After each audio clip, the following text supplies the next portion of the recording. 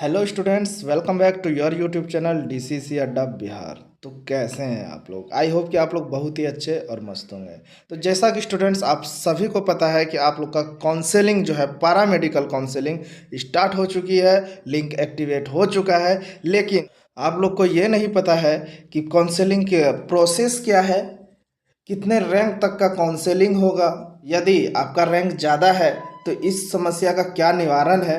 तो ये सारी चीज़ जो है मैं आपको आज इस वीडियो में क्लियर करने वाला हूँ। तो चलिए टॉपिक बाय टॉपिक हम लोग क्लियर कर लेते हैं, स्टार्ट करते हैं वीडियो बिना किसी देरी के। तो सबसे पहला टॉपिक आज हमारा होगा कि काउंसलिंग की प्रक्रिया क्या होती है, कैसे एडमिशन होता है। तो स्टूडेंट वीडियो को ध्यान से देखेंगे और लास्ट तक जरूर बने रहेंगे।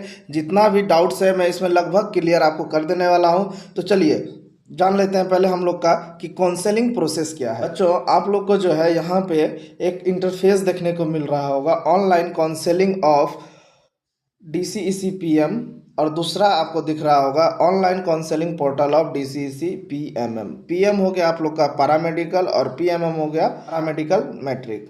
ठीक है, इतना तो समझ लिया। अब इसका प्रोसेस क्या है, इसमें क्या करना है आपको, यहाँ से आपको कॉलेज सेलेक्ट करने का एक ऑप्शन आता है। जैसे कि आप ये लिंक खोलेंगे तो लिंक खोलने के बाद आपको कॉलेज का आएगा। काउंसलिंग कैसे करना है ये वीडियो आपको मैंने पहले डाल दिया है।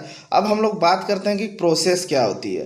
आपने जो है एग्ज़ाम दिया होगा DCEC पैरामेडिकल का, DCEC पैरामेडिकल, ठीक है, या फिर आपने दिया होगा पैरामेडिकल मैट्रिक का। ओके, समझ गए बात। उसके बाद आपका आया होगा रैंक कार्ड। अब स्वाभाविक सी बात है, जहाँ लाख 2 लाख बच्चे एग्ज़ाम देंगे तो वहाँ किसी का रैंक 1 भी होगा और किसी का 1 लाख भी होगा, तो किसी का 1.5 लाख भी होगा, है ना। तो स्टूडेंट्स जिन्होंने मेहनत किया था उनका रैंक जो है बहुत अच्छा आया।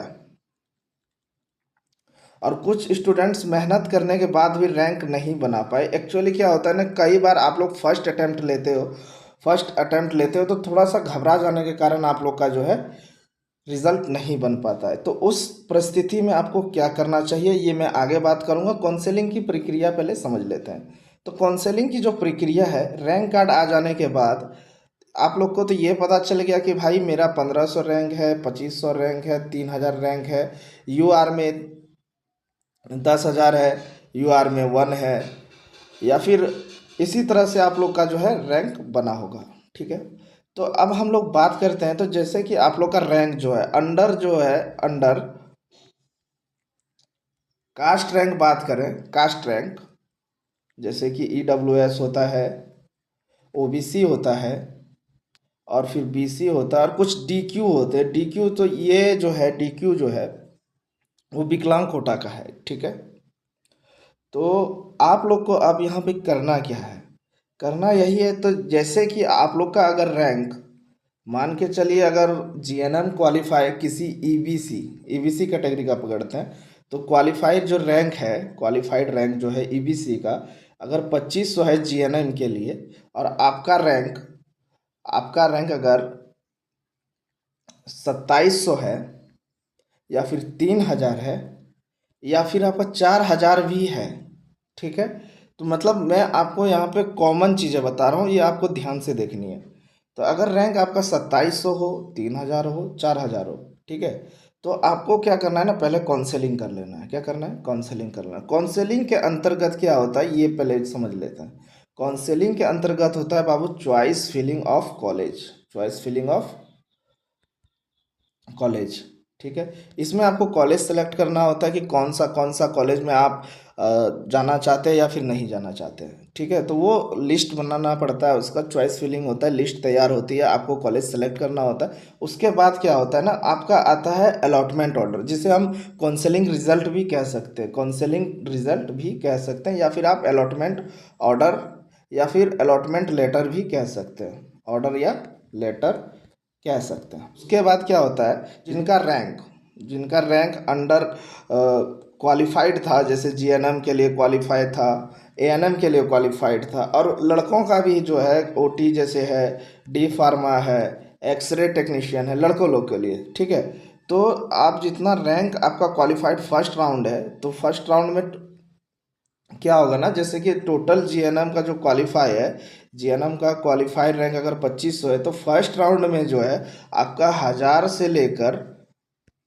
1200 के बीच तक फर्स्ट राउंड का हो जाता है। ठीक है, अब इसमें क्या होता है कि फर्स्ट राउंड में 1200 रैंक जिनका था कास्ट में, ठीक है, 1200 रैंक जिनका था कास्ट में, उनका तो एडमिशन हो गया।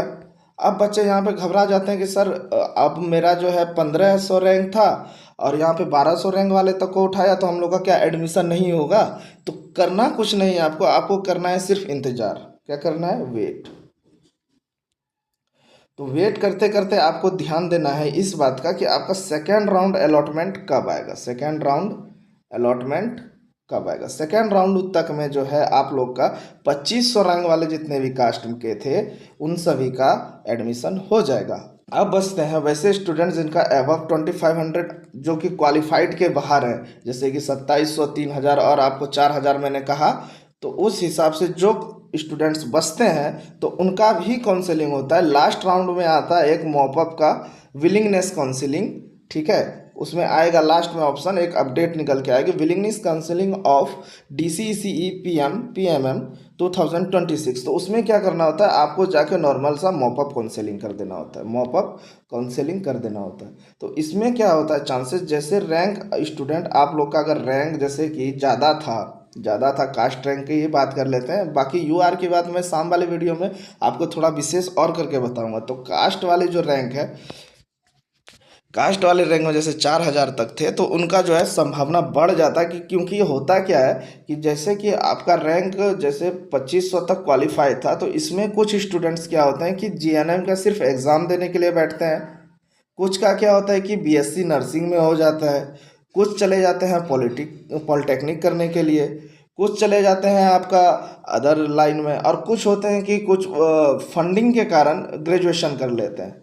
तो इसमें क्या होता है, जैसे कि 2500 रैंक तक में के बीच में अगर मान के चलिए 400 बच्चे अगर नहीं एडमिशन लेते हैं, तो उस स्थिति में आपको क्या होता है कि मॉपअप वाले जितने भी स्टूडेंट होते हैं, मॉपअप राउंड के लिए जो अप्लाई किए होते हैं, उन सभी को कॉलेज मिल जाता है। इसलिए मैं बोलता हूँ कि 4000 रैंक तक वाले स्टूडेंट्स को लगभग लगभग कॉलेज मिलने का संभावना है।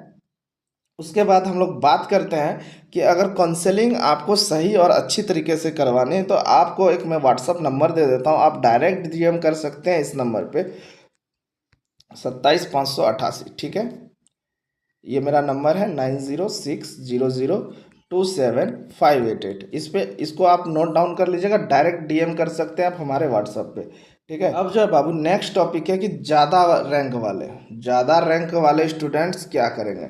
जैसे कि आपको जो मिनिमम रैंक है, जो क्वालिफाइड रैंक के बाहर में आपको मैंने अभी जस्ट बताया कि जैसे कि आप लोग का मान के चलिए 10,000 रैंक है कास्ट।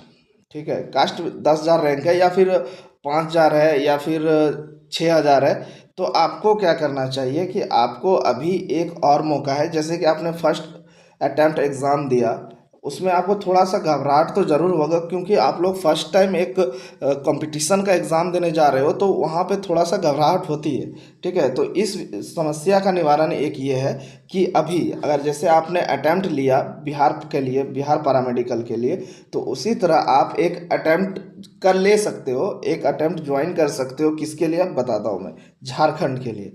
अपना बिहार से झारखंड दूर नहीं है, झारखंड के लिए आप एक अटेम्प्ट ले सकते हो। तो जैसा कि स्टूडेंट्स अभी अभी JCECE का फॉर्म भरा रहा है, जिसमें GNM के लिए आप अप्लाई कर सकते हैं, उसमें डायरेक्ट लिखा हुआ है GNM। आप साइट जाके चेक कर सकते हैं www.jcece.com।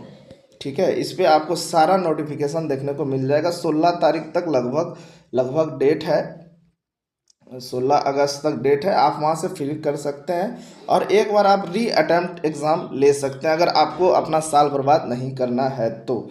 आपको मैंने ये क्लियर कर दिया कि अगर आप री अटेम्प्ट एग्ज़ाम लेना चाहते हो तो आपको क्या करना है, एक बार अपना लक ट्राई करो। आपको पता है कि आपने क्या एग्ज़ाम दिया था, किस बेसिस से क्वेश्चन पूछा गया था बिहार पैरामेडिकल का, DCCE PM का फॉर्म का, तो आपको थोड़ा सा अंदाज़ा हो चुका है। और जो थोड़ा सा पीछे रह गए, जो थोड़ा सा ड्राइंग जिनका रह गया है, मतलब बनते बनते रह गया, तो वो JCCE का एग्ज़ाम दे सकते हैं।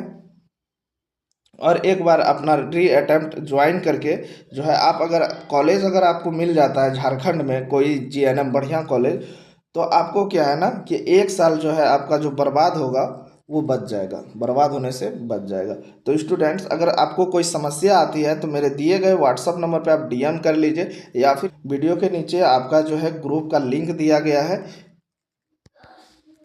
ठीक है, आप वहाँ से डायरेक्ट ज्वाइन करके वहाँ ग्रुप में मैसेज कर सकते हैं, कोई भी परेशानी नहीं है। तो मिलते हैं नेक्स्ट वीडियो में, तब तक के लिए जय हिंद, जय भारत, जय बिहार। और साथ ही शेयर कर दीजिए अपने दोस्तों को, बहुत ही ज़्यादा हेल्पफुल वीडियो है। और साथ ही सब्सक्राइब करना मत भूलिएगा।